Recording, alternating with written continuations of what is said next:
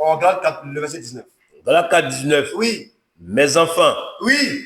pour qui j'éprouve de nouveau les douleurs de l'enfantement, jusqu'à ce que Christ soit formé en vous. Aïe! Voici un homme avec un testicule qui dit que c'est Paul. Il dit, mes enfants, pour qui j'éprouve quoi? De nouveau. De nouveau. Les douleurs de l'enfantement. Donc, c'est que Paul enfantait jusqu'à quand même, c'est-à-dire, il a tellement éprouvé des douleurs de l'enfantement, jusqu'à même, encore douleur de l'enfantement, encore le saisit. Ou bien? Amen. Il y a une nuance entre ces deux verbes-là, enfanter et puis quoi? Engendrer.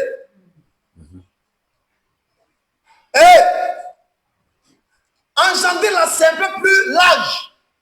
Écoutez, on dit à cause de ton attitude là, voici ce que ton attitude a engendré. Mais on ne peut pas dire à cause de ton attitude, voici ce que ton attitude a enfanté. Non.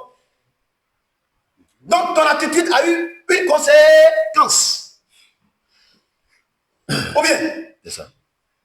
Les nouvelles découvertes scientifiques ont engendré telle invention. On ne dit pas les nouvelles découvertes scientifiques ont enfanté, ça ne peut pas marcher. Donc il y a une différence entre enfanter et puis quoi? Engendrer. Amen. Parce qu'il faut comprendre ces deux nuances là pour comprendre 1 Timothée 2. C'est une vérité. Donc c'est pourquoi j'ai dit ce matin, on sera encore béni. Je n'ai pas encore fini. Allons au Genèse chapitre 21.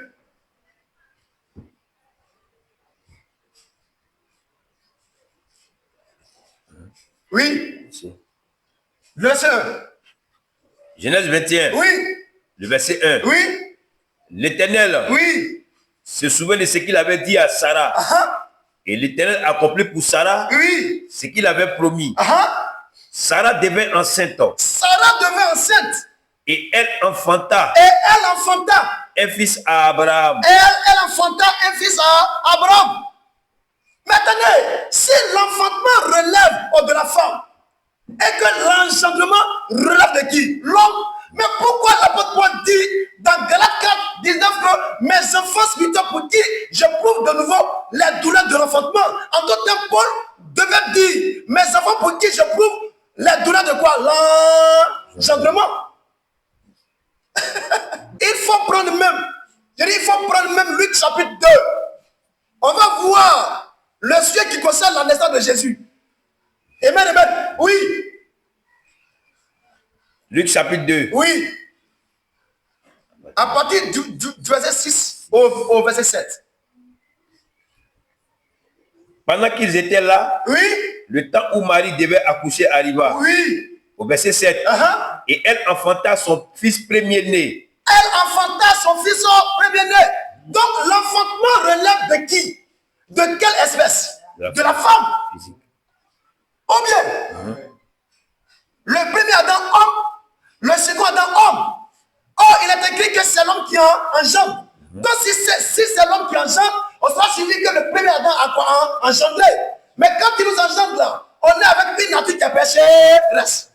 Il faut un second Adam pour nous engendrer cette fois-ci avec une nature qui est séparée du péché. C'est pourquoi l'engendrement relève de qui? L'homme. Allons dans Jacques 1, le verset 18. Oh, juste ce matin, Gédéon là, toi, je vais te limer jusqu'au dernier degré. Et tous les gens vont savoir que tu es faux. Jacques chapitre 1. Oui. Le verset 18. Oui. Il nous a engendrés. Oui. Selon sa volonté. Par la parole de vérité. Afin que nous soyons en quelque sorte. Les prémices de ses créations. Aïe. De ses créatures. Donc, c'est l'homme qui engendre, c'est la femme qui enfante. Or, il y a eu deux Adams. Le premier Adam était tiré de la terre. Ou bien, quand il a péché, quand il engendre là, c'est une nature qui est corrompue. Ou bien, donc il faut un second Adam pour cette fois-ci engendrer. Ou bien, mais quand, écoutez, quand le premier Adam engendre là, le péché tue quoi? L'âme. Donc de sorte que quand on est là, on est seulement qu'avec le corps physique. C'est pourquoi la loi définit l'homme et la femme seulement que dans l'apparence extérieure. Amen. Parce que dans le premier Adam, notre apparence intérieure a été tuée par le péché. Donc la définition n'est pas spirituelle, mais plutôt la définition était terrestre. Mais quand le second Adam vient, cette fois-ci la définition ne sera plus terrestre, mais plutôt la définition maintenant devient passer céleste. Oh, mais qui femme.